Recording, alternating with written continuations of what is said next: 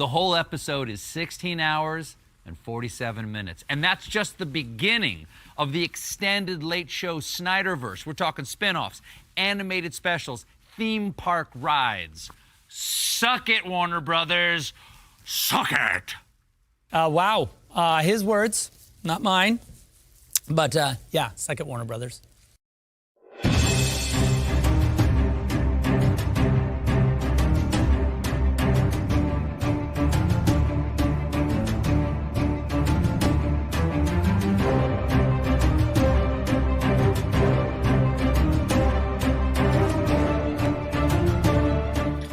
What's up, everyone? Gio here for Fandom United. Welcome back. Thank you all so much for joining me, whether you're live or watching on playback. Thank you so much for your time. Yes, I am here. This is Fandom United Live. We do this every Sunday evening. It's a good chance to just end the weekend, right? Talk about some of the things that happened this past week in movies.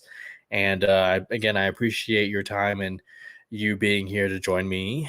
We got some stuff to talk about this week. We got some new trailers for both Marvel and DC. We got a huge announcement in the Transformers franchise and a couple small updates as well.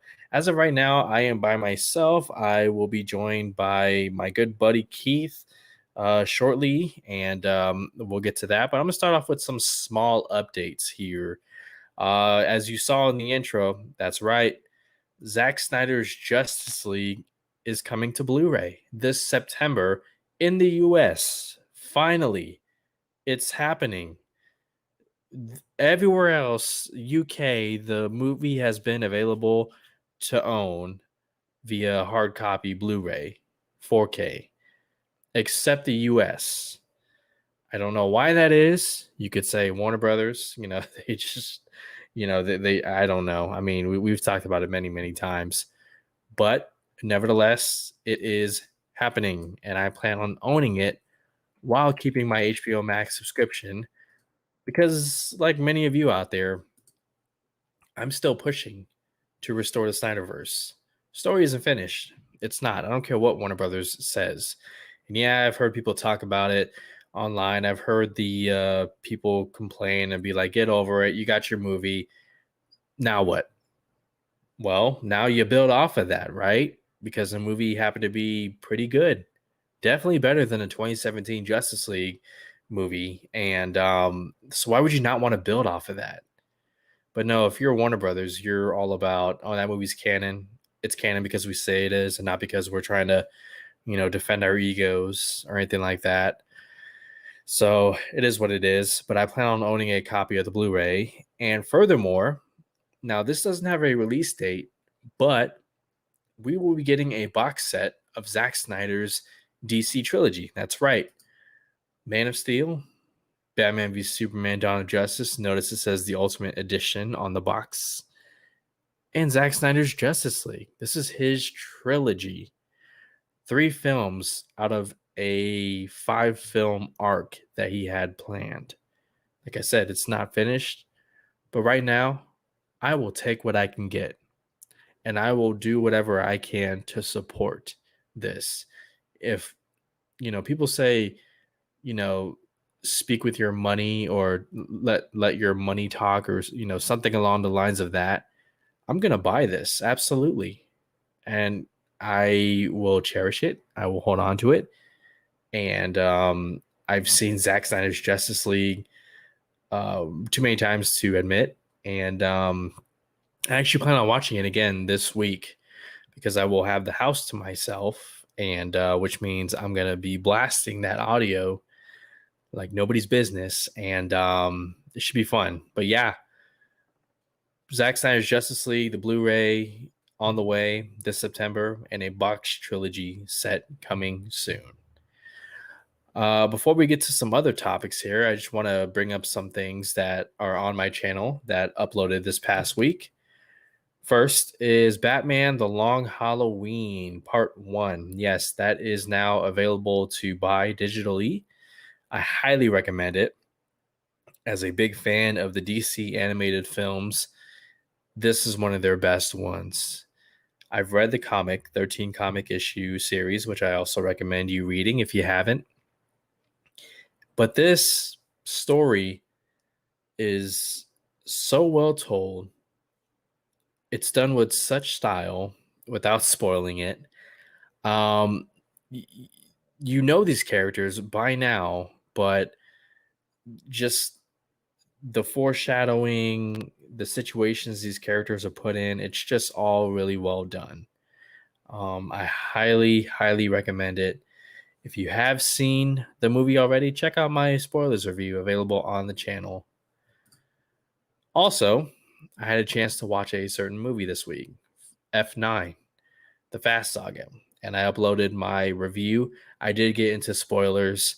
What I will say is that if you've seen the trailers, you've pretty much have seen almost everything, and the things you haven't seen are predictable. But my review is on the channel right now. They say a picture is worth 1,000 words. Well, that facial expression of mine is also worth 1,000 words. So if you've seen the movie, I would appreciate you checking it out on my channel. Share your thoughts. And next week on Fandom United Live, I should have some other guests, and we're going to talk spoilers F9. We're going to do a state of the franchise, sort like where they could go now that things have happened and characters have been brought back to life. So it should be a fun, fast and furious discussion that'll be happening next Sunday on Fandom United Live. Be sure to check that out. And it was a fun week for me, honestly. It was a really fun week. Got a lot done for the channel. I put an emphasis on putting out more movie reviews, and I actually did it. And I'm proud of myself for doing it.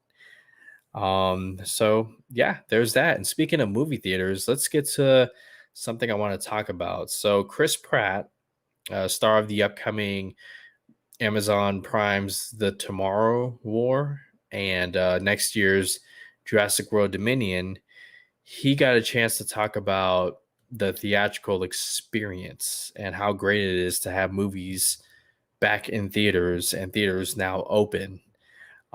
He recently put out a statement talking about it, and it reads like this. Excuse me. You're guaranteed a certain viewing experience when you see a movie at a theater. I'm a huge proponent of the cinema. I love it. I love it. And especially in 2021, because you literally have someone walk out and say, turn off your phone. In what other part of the world and what other area do you say a collective group of people takes 2 hours to do something together with no phones? That's number one. So the viewing experience, for instance, you could still have an amazing viewing experience watching this on Prime, talking about Prime Video. I would just advocate that people turn off their phones, sit down, commit to watching it all the way through. You can do it in the comfort of your own home. Turn the volume up as loud as you can. Watch on the biggest screen you can, and really just allow yourself to be immersed in the story, because that's the intention. That was always the intention. So, as you can see, Chris Pratt is, not really leaning one way or the other. He's open to people experiencing his latest movie, The Tomorrow War, in the movie theater, but also at the comfort of your own home. It just all depends on what your local movie theater has to offer. Let me tell you, I saw Fast 9 a couple of days ago at a nearby movie theater, and the viewing experience wasn't the best. First thing I noticed when I walked into this movie theater is that there was no alcohol. And when you're watching a movie like Fast 9, I'm not saying you need alcohol to enjoy a movie, but I've gotten so used to that amenity being available at a movie theater, and it wasn't there. Looking back on my viewing experience for Fast 9, I wish I had some alcohol. Maybe I would have enjoyed it more. But also, the theater that I booked my tickets in, it said luxury lounge. That was false advertising. I get to the movie theater and the seats, yeah, they look comfortable, but I don't know if you've. All right, so the newer movie theaters, they have more space in their auditorium. The seats are more spaced out. The aisles are more spaced out. You remember back in the day when, somebody who was sitting in the middle of a row had to get up and use the restroom, and you had to, I don't know, like sit up and maybe put your leg up a little bit to make sure they don't trip or fall. Well, the new movie theaters, they not only recline and they have heat warmers, but there's enough space, even with the seat all the way reclined, for people to walk by. It's so convenient. It really gives you great value, especially now when it's so hard to get people to come out of their homes when they have pretty much everything that they need at home. And with studios doing these shorter theatrical windows, excuse me, from 90 days to 45 days. Like movie theaters have to stay up to date to compete with your business, to compete with the inconvenience of you getting out of your house, driving, commuting to the movie theater, and having to watch movies with other people. It's a beautiful communal experience, but it can be annoying sometimes, and that's what happened during Fast 9. The seats, it felt very confined. It felt like 2005, well, maybe 2010, okay, because the seats were a little more comfortable than the old-fashioned ones, but it was very confined, and the rows were definitely closer as opposed to when they are further in the luxury loungers. There was no alcohol, and I remember walking up to my row, and where I sat, about 5 seats down, there was somebody from the row behind me putting their feet up on a chair. And yeah, it wasn't in my peripheral, but it still bothered me because it's just like, this is not your fucking home, okay? It's not your home. Get your feet off the damn chair. It's something like theater etiquette, something, you get what I mean. Etiquette. And so that kind of stuff just bothers me, after being in a pandemic for a year, and like I'm glad movie theaters are open. I want to see the big event films in the on the biggest screen possible, even though, a couple of them haven't been the best this year. Um, it's just it reminded me just how much theaters now have to compete. Um, we're no longer in mask mandates in California, but people aren't there yet. They're not comfortable yet, okay, with the idea of not having, spaces in between seats and whatnot. We will get there. We will get there. But anyways, I wanted to bring up Chris Pratt's comments about, having the cinema back on. Sorry, having the movie theater experience back, and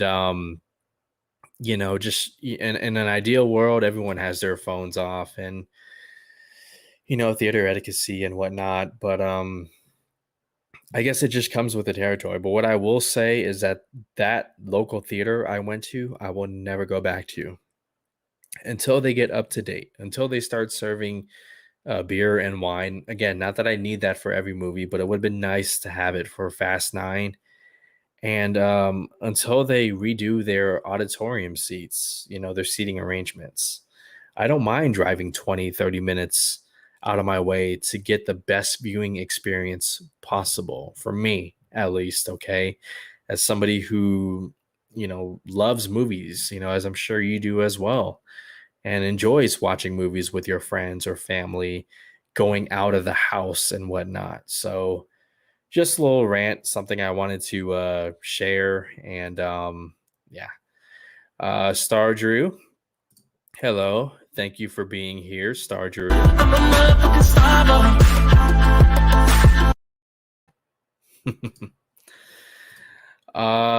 Yeah, in Canada, huh? So local theaters still aren't quite open. That's okay. You'll get there, man. Um, like I said, dude, like the big blockbusters that have come out this year, aside from this one right here, I feel like they haven't been the best, like Godzilla versus Kong, you could say, yeah, it was cool to see on the big screen and see the monsters fight, but the movie overall was kind of poor in my opinion. Mortal Kombat was a letdown. Um, And Fast 9, well, check it out. Check out Fast 9 when you get a chance. And then we'll definitely talk about it next week. Speaking of movies and theaters, so check this out. Just this past week, Dune was delayed to October 22nd. Not a big deal, right? It's still coming out this week. It's going to crush, right? If things stay the way they are, it could be interesting because on October 22nd, the date that Dune has been delayed to release, that date, 3 other movies will release. 3 other movies will be competing with Dune as of right now. Jackass 4, which has a very built-in audience. Those who love the movies will definitely return for this one. Last Night in Soho, Edgar Wright's upcoming movie, highly anticipated. And Wes Anderson's The French Dispatch. All of these movies are releasing on October 22nd. If things stay the way they are, which I don't think they will, but if they do, October 22nd could be a huge date for movie fans, considering all 4 of these movies are going to release on the same day. Now, somebody will move. The question is who? Who will move? I don't know. Dune just moved. And it's also, all right, out of these 4, it's probably the biggest one, right? It's based off a book, a very popular book. It's a remake. You know, there's the old one that came out, 30, 40 years ago. And that is Last Night in Soho.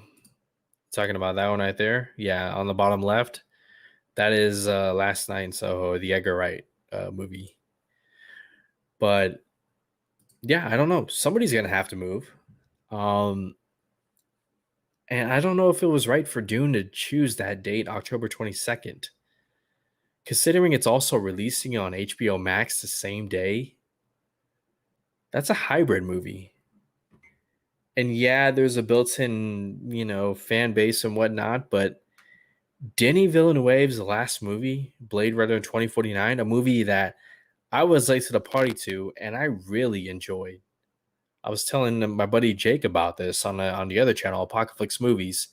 Not Dune, Blade Runner 2049. Holy crap. What a movie. An epic movie. Storytelling, sci-fi. Great story. The problem is Blade Runner 2049 didn't make as much money at the box office. And Dune, although I've never read the book, people who have read the book tell me it's a heavy read. And they just I don't want the same thing that happened to Dune that happened to Blade Runner 2049. It has an uphill battle to climb. It has an uphill to climb. Given the fact that it's a hybrid release on HBO Max. And yeah, look, it's a popular book, but will it appeal to mainstream audiences? That's a question. I'm watching it on the big screen. I am. No question about it. I thought that trailer was excellent. But not everybody is us. So, yeah, we'll see. We'll see. That's interesting, Sarju, that you bring up Mad Max. I thought that movie was marketed so well. The word of mouth spread fast like wildfire. And, Tom Hardy and Charlize Theron, insane action. That is an action flick. Dune remains to be seen. Will there be action? Hell yeah. World exploring of epic proportions, absolutely. So we'll see. We'll see what happens. Let me know your thoughts. Which one of these movies will move on October 22nd? I think honestly, I mean, look, I don't want to say it's about Wes Anderson, okay, but I think it might maybe comes down to 3 movies. Let me know. Let me know your thoughts. All right. Well, speaking of movies, one of my favorite things are the trailers that play before the movies. I don't care how advanced technology gets or whatnot, or the movies premiere on YouTube. I still do not like missing previews during a movie. And this week, 2 trailers released, 2 big ones, one from Marvel, one from DC. And we're going to talk about both right now. So let's start with Shang-Chi and the Legend of the Ten Rings. My son, you can't run from your past. What an epic trailer. An epic trailer. I was so surprised just how much I enjoyed the trailer for Shang-Chi. Gotta make sure you pronounce it right. Shang-Chi and the Legend of the Ten Rings. This trailer, okay, it caught me just by the imagery, seeing the powers and just how much more action there was. And we finally got more story, more hints at the story as well. But then at the end, you show me Abomination. And those who listen to me on Apocalypse Movies, my other YouTube channel, know that I'm pretty high on the Incredible Hulk. In fact, I could not wait for them to, finally acknowledge it more. They finally did that in Captain America Civil War with Thunderbolt Ross. And now they're doing it again. And we knew that Tim Roth would be returning as Abomination, right? We got that a couple months back when Kevin Feige confirmed that during the, I think it was a Marvel shareholders event where they had all of these announcements. So we knew he was coming back eventually, but we didn't think it would be this soon, as in this September when Shang-Chi releases. And I couldn't be any more excited. I'm telling you, like, the Shang-Chi trailer already got me, but then you throw in the Abomination. Yes, absolutely. We also have someone else here, a regular, my favorite. We have Miss Rachel. Rachel! Hello. Thank you for being here. Appreciate your time, as always. But yeah, Shang-Chi. Really, really good trailer. Enjoyed it. Sold me. I'm watching this movie on the big screen. Here's some things that I want to bring up about the trailer, and we'll get right to it. So the dragon on the bottom left, right there. It might look like Fin Fang Foom, but it is not. According to the main actor, Simu Liu, I think I pronounced it correctly, the dragon has been written out of the mythology, at least in the MCU. The dragon could be, actually, it's referred to, I think, as the Great Protector. So, yeah, not exactly Fing Fang Foom, but a pretty close copy. What else? So, the Mandarin, if you look on the top right, you see Shang-Chi fighting his father. In the comics, the Mandarin was a character named Fu Manchu. They have replaced that with a character by the name of Wen Wu. And it's for controversial reasons. What else? If you guys notice in the trailer, the rings are actually bracelets, and bracelets that adjust. That is another change. In the comics, the 10 rings were based off of, I believe, alien technology. And so they're going with bracelets now to further, distance the possible connection to Infinity Stones, which I don't mind. It's also a nod to Iron Strength training bracelets and Hungar martial arts, which, if you've seen Kung Fu Hustle, the 2004 martial arts comedy starring Stephen Chow, that movie, there's a character who uses rings on their arms. And so it's a cool nod there. And also, something pretty exciting. All right, so on the bottom right, you see a fighting tournament, right? This latest trailer hints once more about a fight tournament that will be happening in the movie. And it was pretty cool to see Abomination and what looked like Wong from Doctor Strange. I really hope that's him, because that'd be cool. That'd be a cool fight to see, Abomination versus Wong. But somebody on the internet with an eagle eye caught a flag that at first looked like a Captain America shield, but was actually a flag that symbolizes Madripoor. If you remember, Madripoor was a huge setting in The Falcon and the Winter Soldier. It's where the Power Broker resides. What do we know about the Power Broker? They put a lot of money. I say they as in he or she. I don't think. Do we know who the Power Broker is? I don't think that was clear. Actually, I think no. Wait a minute. It was Sharon Carter, right? She's the Power Broker.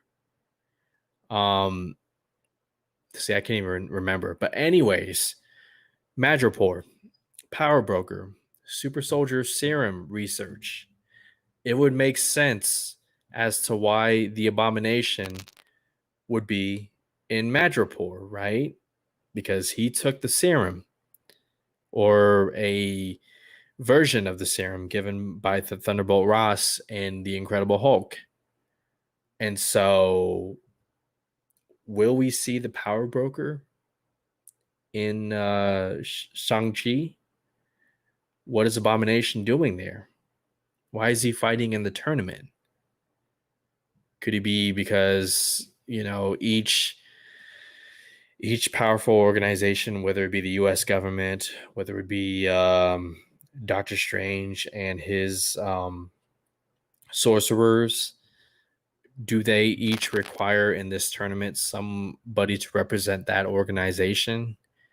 Like, I'm curious to learn more about the Abomination. I think that's pretty exciting. Thank you. Sharon Carter was the Power Broker. See, it's just, these things are sometimes tough to keep up with, okay?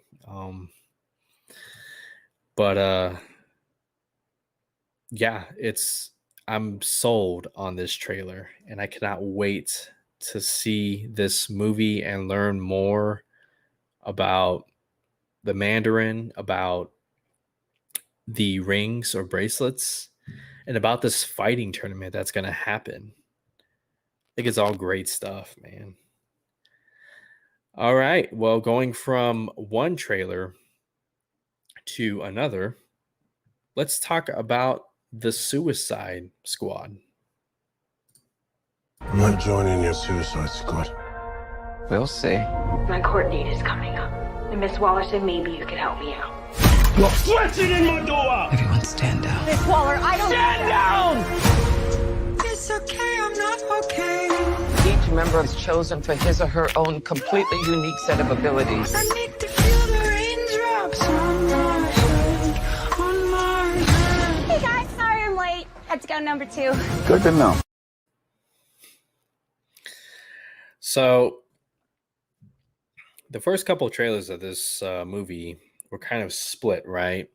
I mean, for many, according to what I was seeing on the internet, on Twitter, the Red Band trailer didn't really do it for them. They didn't find the jokes too funny, at least out of context. But then the Green Band trailer premiered, I think, during the Mortal Kombat movie. It might have been Godzilla vs. Kong or Mortal Kombat, around there. I remember watching it in theaters the first time, the Green Band trailer, and I was like, wow, this one is actually better. And James Gunn online said, if he's going to present two versions of a trailer, a red band and a green band trailer, he wants them to be different. And I thought that's pretty cool of him. That's a cool way to do things. But this one right here, the latest one, got me even more hooked and ready for the movie. Now, there are some things that we're going to talk about regarding the Suicide Squad that kind of a head scratcher. I'll let James Gunn explain it, but for now, my initial thoughts are impressive. I can't wait to see these characters, and I can't wait to see them get killed off, because there are several hints in the movie that we're going to go from this big ensemble that is the Suicide Squad down to like maybe 3, 4, or 5 characters. And it's going to be crazy. I'm talking R-rated James Gunn crazy. But let's check out this video breakdown from Mr. James Gunn. And so we can commentate on his ideas and his approach. And so I'll play this video. It's about 5-6 minutes long, and we'll stop through and we'll talk about it. If you had a chance to see this, you may have seen it already. IGN did a special Suicide Squad trailer breakdown with James Gunn, and I have edited it down to just a couple of main points that I want to talk about. So here we go. So yes, Bloodsport is in prison for putting Superman into the ICU with the kryptonite bullet. Yes, the Suicide Squad is a part of the DCEU, but I don't know which Superman it was, because I don't cast the next Superman. So it could be Henry, it could be somebody else. It's whoever people decide on other than me. I'm seeing a lot of upset fans about this thing that James Gunn doesn't know which Superman Idris Elba's character Bloodsport shot. It could be Henry Cavill's, or it could be a completely different Superman. That's not on James Gunn. Okay, first off, Warner Brothers, for as critical as I am about them, I give them credit for not wasting time and taking advantage of Marvel firing James Gunn and him being essentially a free agent, right? I mean, any studio would make that signing. James Gunn's available. He's no longer doing Guardians 3. Boom, sign him. They wasted no time. Give credit where credit is due. James Gunn only has so much time available before he's back at Marvel, right? He has Guardians of the Galaxy Holiday Special and Guardians of the Galaxy Volume 3, 2 separate projects that he's going to be busy having. He's going to have his hands full for the next 2 years. And so he only has so much time with DC to make his movie. And he did. It's not his fault that WB doesn't know which Superman it is, okay? Like, I mean, sure, James Gunn could easily say, excuse me, hey, Henry Cavill, it's that Superman. But I'm sure he's probably getting notes from the studio. No, don't reveal, because I don't know. Maybe we don't even know yet. I mean, it's just, I have no problem with a character like Bloodsport, especially played by Idris Elba, shooting Superman with a kryptonite bullet. That's not the issue. The issue is Warner Brothers doesn't even know which Superman it is, because they want to go away from the Snyderverse. We talked about this, but Henry Cavill was a big part of that Snyderverse, and to include him is to let mainstream audiences know, oh, this better version of Justice League is canon. But WB is like, oh no, no, no, that's not canon. Our 2017 version is canon. So it's just like I get the frustration, I get the complaints, but it's not James Gunn's fault. He's just trying to make a good movie. Okay, I'm always on the side of the filmmakers, especially when it comes down to studio meddling and whatnot. I think it's awesome that DC got, or Warner Brothers, they got James Gunn, and we're getting a movie, and it's likely going to be a box office hit and a critical success, and I'll take it. And yeah, we'll get to what he's going to do with Harley Quinn because I'm excited about that. Let's continue the video. First, we got some comments here. Let's see. Why does it matter which version of Supes was shot? It just sets up Deadshot's credentials. I think you mean Bloodsport's credentials, which I don't fault you. They're essentially the same character, right? In David Ayer's Suicide Squad, it was Will Smith and his daughter. And James Gunn's Suicide Squad, it's Idris Elba and his daughter. So I get the confusion, but I think because, look, we love Henry Cavill as Superman. We want him to continue in this DCEU, but it's like, it would have been one thing if James Gunn didn't say anything, but he says he doesn't know which Superman it is. And it just, for us, it's like we are so attached to Henry Cavill's Superman and we want him to continue. But it's comments like these that further hint that they're trying to find a way to get him out of the DCEU, which is messed up. And it's premature of them to do so. Henry Cavill still has a lot of great years to do action movies, and that includes playing Superman. Yeah, again, it's a small thing. It's just part of the reason, okay? Nobody's saying, I'm not talking to you guys, I'm talking to just everyone out there. Nobody's saying Superman died, okay? It's just a thing. Yeah. You get what I mean. Let's continue the video. I knew early on that I wanted to have Starro be one of the primary antagonists of this movie. He's a character who I love from DC Comics. He is a giant walking pink and cerulean blue starfish. He's both utterly ridiculous and terrifying to me, and has been terrifying since I was a very young person. But I also think he goes along with what's happening in the rest of this movie. This isn't such a movie about good guys and bad guys. It's a movie about shades of gray. We have our much better characters, such as Beckett, who has a little bit more heart than some of the others.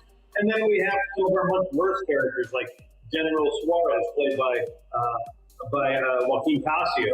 And then we have Starro, who, although is a bad guy, quote unquote, I do feel sorry for him. I have a lot of pity for Starro as he's being held in Jotunheim. All right, pause right there. If you notice during the Suicide Squad trailer, if you play it back on slow motion, there's quite a bit of things that you will notice. I'll bring up these images right here. Remember when I said that, most of these Suicide Squad members are going to die? Yeah, look at that top left image right there. It's almost a guarantee that those three and Harley Quinn and maybe one or two others are going to make it to the end of the movie. I don't know who survives. I mean, Harley Quinn will obviously survive. But look at the bottom left right there. That's an image I want you to focus on. And there's a reason why I put it on the same row as Starro right there. So the guy in the, I'm talking about the lower left image. The guy in the center looks like he's funding some sort of research to, I don't know, like control Starro. And look at the guy to his right, our left. That's the thinker. Now, why would he be there? Well, because maybe his powers play into them experimenting and controlling Starro. And I think he becomes a big factor later on in the movie with the squad trying to take down the kaiju monster and all of his little, let's just call them mini-me's. And then, of course, to his left, our right, is the general, who is, just a piece of shit, radical military guy. And so that was a good shot. And I thought it was important to put right there because it hints at, James Gunn said that, Starro might be a bad guy, but there's a sense that we're going to feel sorry for him because he is basically or he or she, Starro, is an experimentation. And, it's just, being messed with, like call it what you will, animal cruelty, whatever. So I thought this was worth bringing up and discussing right there. It's going to be crazy.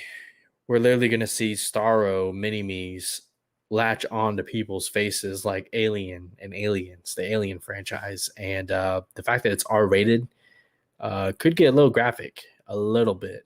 But maybe that explains why some of the Suicide Squad members will have to fight each other. Because, who knows? Who knows who gets a Starro to the face? That's going to be crazy. Kind of frightening, too, when you think about it. The aliens selfish. Yeah, starfish selfish. Yeah, so let's continue. Hey guys, sorry I'm late. Had to go number 2. Good to know. Of course, one of the many things that people ask me the most about the Suicide Squad before, as soon as I was hired, was what is Margot going to wear? What is Harley Quinn going to look like? Are you bringing her red and black look into the movies? And so my answer was to that, yes. But the truth is I had a huge map of all the different looks of Harley Quinn throughout the years, various media. And one of them I liked the best was the Arkham Games look of Harley Quinn. And I probably like that. That's a great outfit. So her first look in the movie is based on that. And I knew I wanted to have something written on the back of her jacket, motorcycle gang style. And so that's where I came up with Live Fast, Die Clown. I really like her outfit in this There were movie. some other options.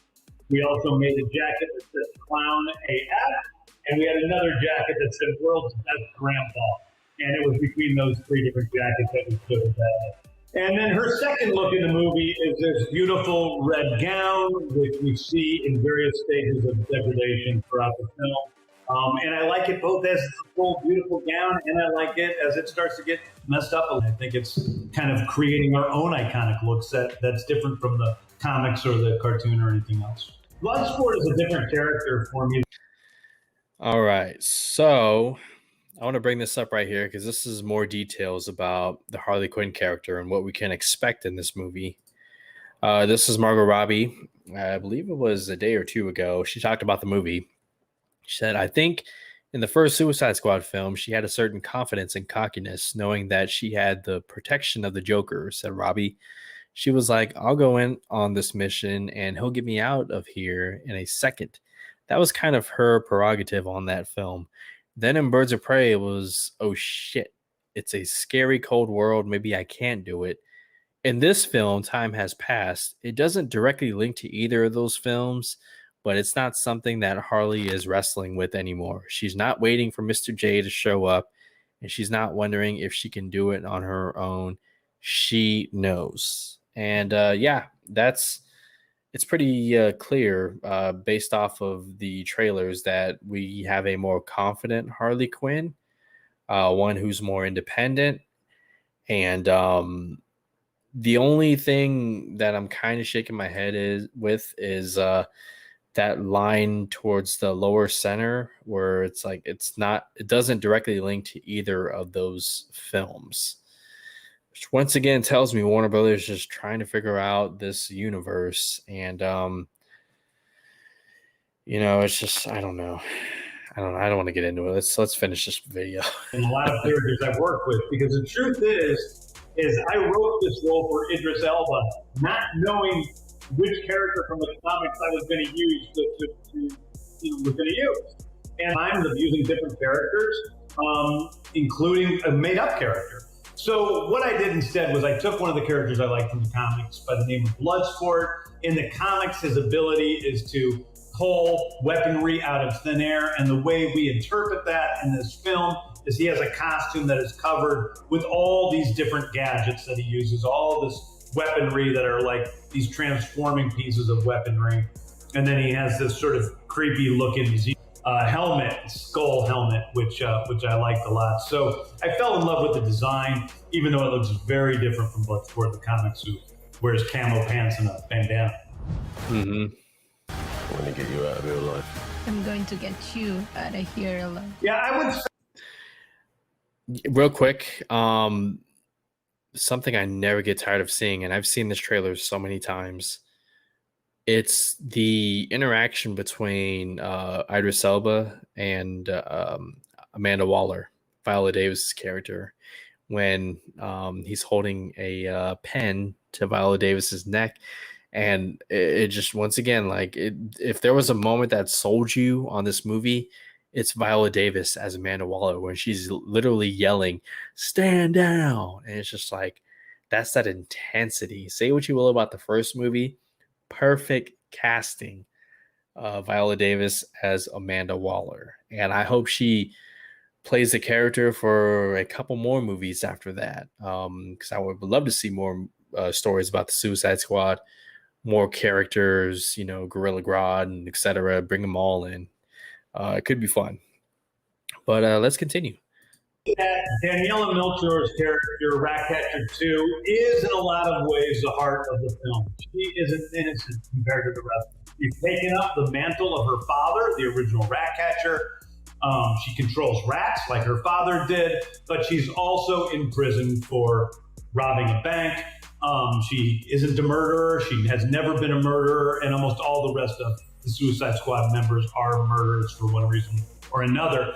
And I think what she brings out is this relationship between her and Bloodsport, which is very much a father-daughter relationship. Bloodsport has to go on this mission because of Amanda Waller threatening, and he does not have a good relationship with his daughter. And through Daniela, or through Ratcatcher 2, he starts to maybe soften a bit. And I think through the movie we learn, both of them have a very specific and special journey. That's a nice connection. I can't wait to see more of that. Off of each other. Yeah, I think that there is this moment between Rick Flag and Harley Quinn, and people will have to see the movie in which the context takes place. But what I can say is that these are two characters that have been through a lot together. And one of the first things Margot and I ever talked about was how she ended up, she likes most of the Suicide Squad members, but she sort of hates Rick Flag because he's the opposite of what she thinks is cool. She likes weirdos. She comes into this situation and she thinks Weasel is great because he's just this oddball character. And she thinks of Rick Flag as this uptight military man.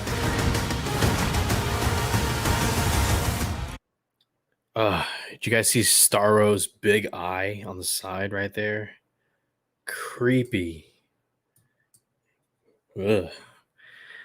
Anyways, I'm sold. First off, I was never not gonna watch this movie in theaters, but yeah, this trailer got me, and hopefully you're excited about it too. Let me know in the comments what you think.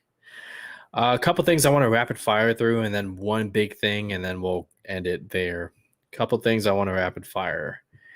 Like I said, Zack Snyder's Justice League trilogy is coming soon. I don't know when, but the Blu-ray is coming this September, and I'm gonna buy it. Absolutely, no question about it. Shazam 2. The outfit's got an upgrade, and look at that. They taking inspiration from Man of Steel. Hey, look, Zack Snyder, we don't like you. We don't like your movies. We don't like your direction with the characters. We don't like how dark it is. And, I'm talking about the cinematography and the tone, but also the outfits as well. We don't like any of that. But we are going to copy your homework, but change it a little bit, just to, not make it look the same. I say that half joking, guys. Okay. Like I again, the more I've said it before, the more I see from this movie, the more bought in I am. Okay, first off, you cast Lucy Liu and Helen Mirren to play the villains, the Fury of Gods. Great, but then you upgrade not only Shazam's costume but his family as well. They're less puffy. They look more serious. Okay, I actually believe that they can stand toe to toe with Black Adam, Dwayne Johnson's Black Adam. Obviously, they're going to get their asses handed to them because it's The Rock. But still, like, I dig it. One more example that David Sandberg is given a larger budget for this sequel. The first one was a success. Yeah, it's going to be awesome. Speaking of Helen Mirren, I have a leaked set photo that I want to show you. And if you don't want to see it, turn away in 3, 2, 1. She looks great. Helen Mirren as Hespera, daughter of Atlas. Awesome. I can't wait to see that interaction between the two of them. Looks like they're, I don't know if in the movie they're having lunch together or they're just, having lunch while the cameras are off. It's the lunch break. We'll find out soon enough. But I dig the costume.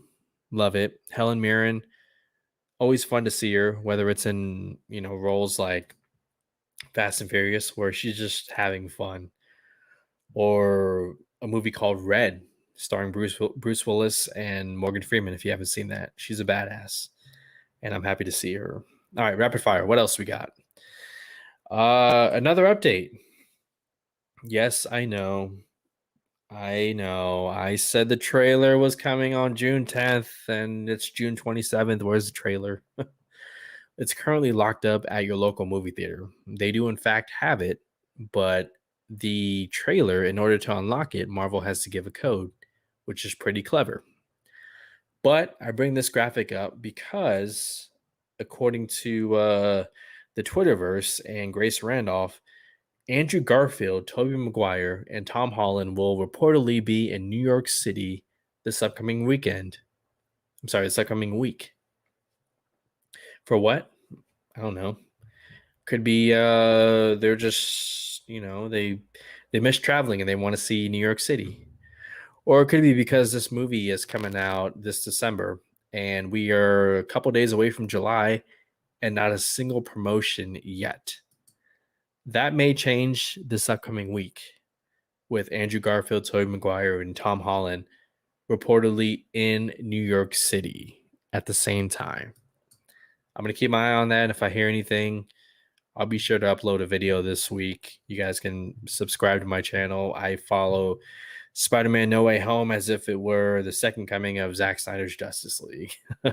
I'm excited about this movie. I can't wait to see Andrew Garfield and Tobey Maguire play Spider-Man on the big screen one more time.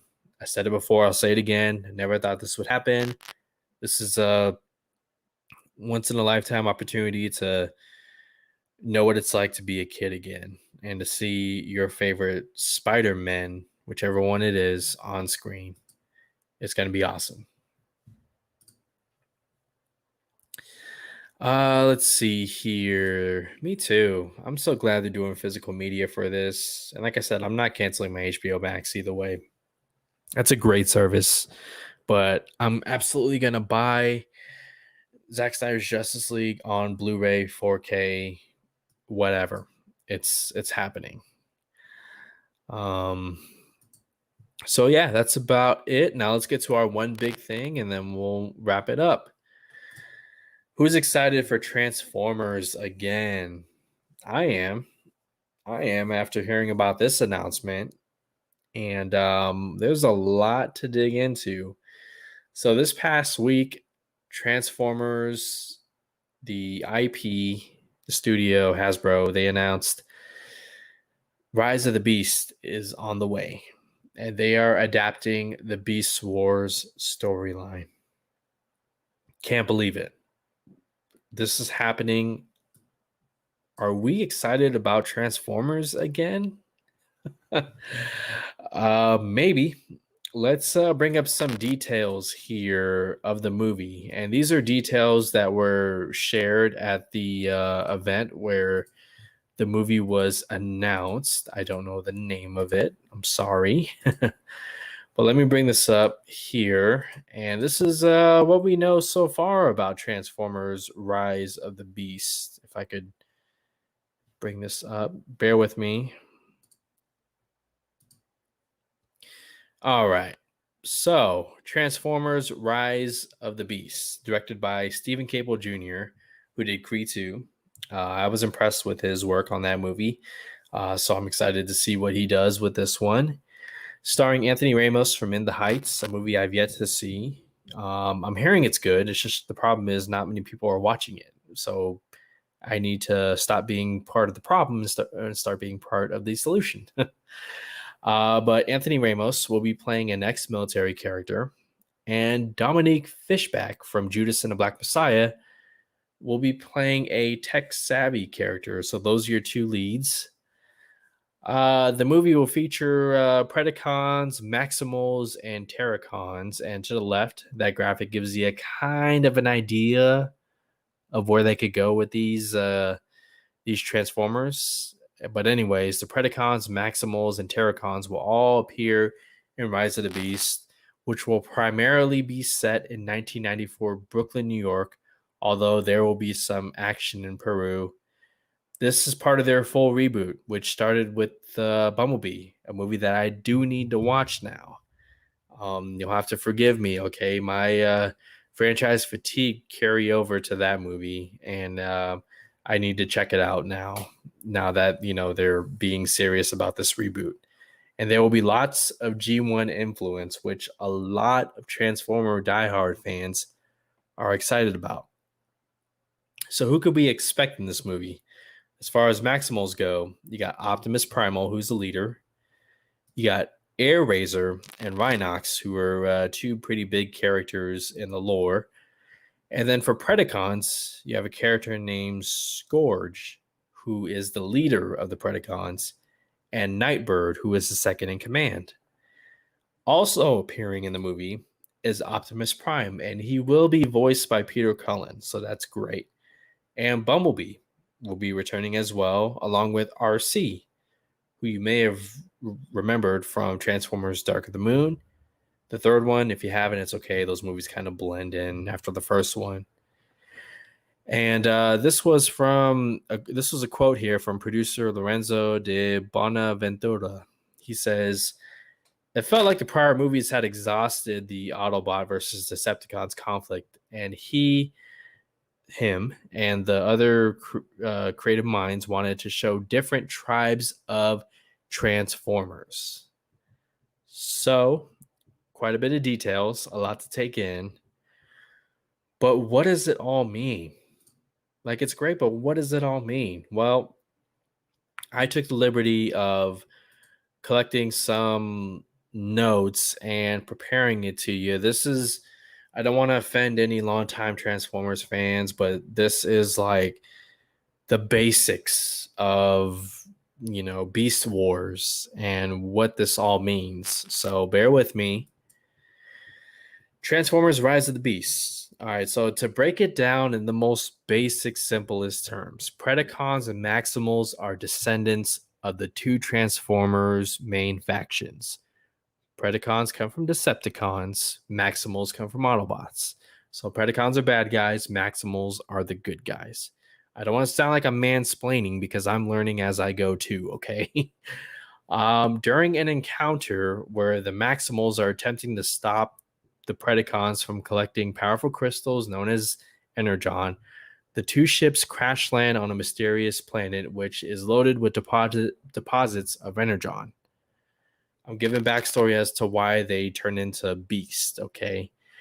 However, extreme amounts of Energon are poisonous to their robotic forms, so they take on alternate organic forms, like mammals, birds, fish, reptiles, and amphibians. As you can see, there's one Transformer here on your screen that turned into a T-Rex, or looks like the head of a T-Rex.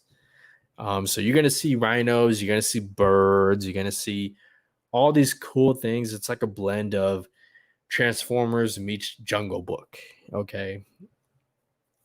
Most of the Maximals are based on mammals, birds, or fish, while Predacons are based on reptiles, amphibians, and invertebrates. Terracons, which was mentioned in the breakdown, the previous graphic, are formerly deceased Cybertronians who have been raised from the dead using dark energon. They transform into various types of animal mashups, and in some storylines as zombie Predacons. Can you imagine zombie Transformers? That is a thing to see on the big screen.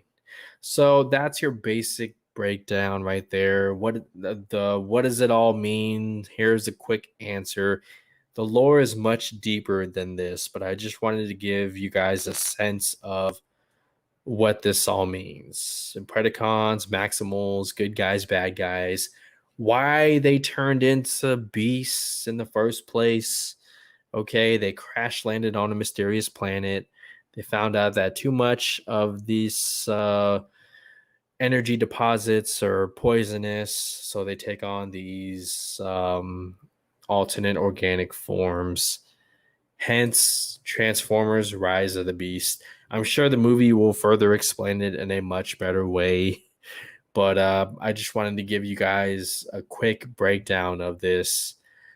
I am intrigued by this. I am looking forward to see what this franchise does. It seems like they're taking it a lot more seriously as opposed to the Michael Bay era, which was all about money.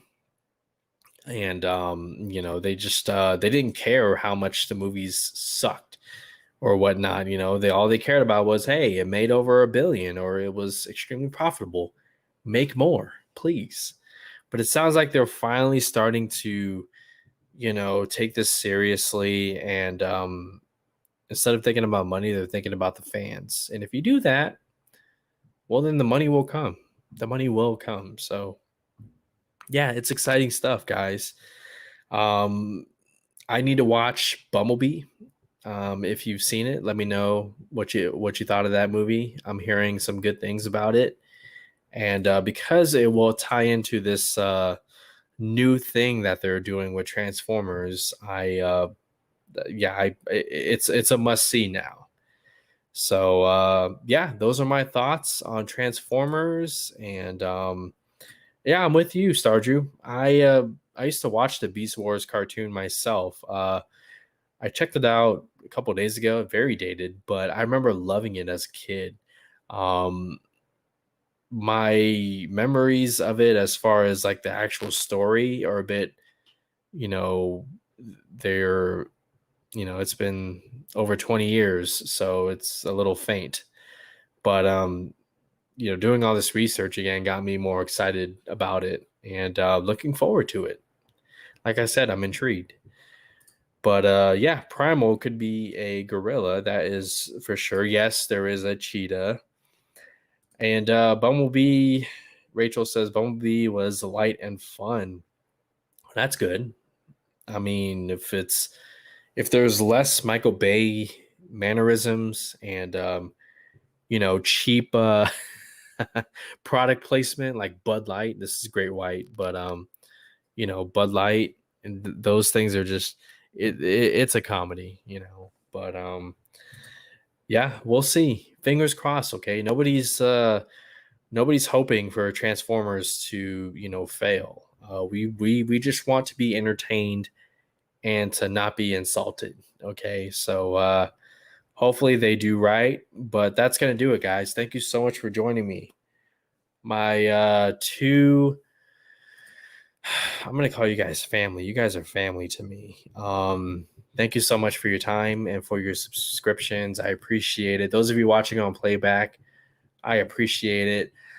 I'm thinking about maybe going live throughout the week even more and turning Sunday into more casual and less of a rundown where we just, I don't know, like open table discussions.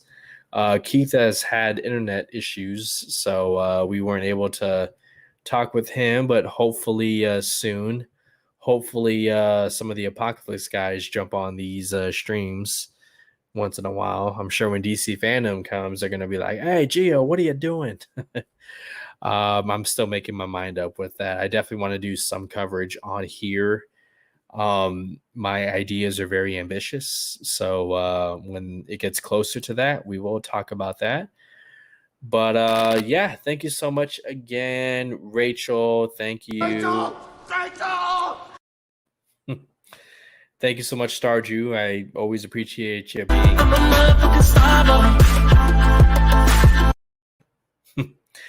And of course, before I wrap it up, I just want to say this, or better yet, I'll let Zack Snyder say it. But yeah, second Warner Brothers.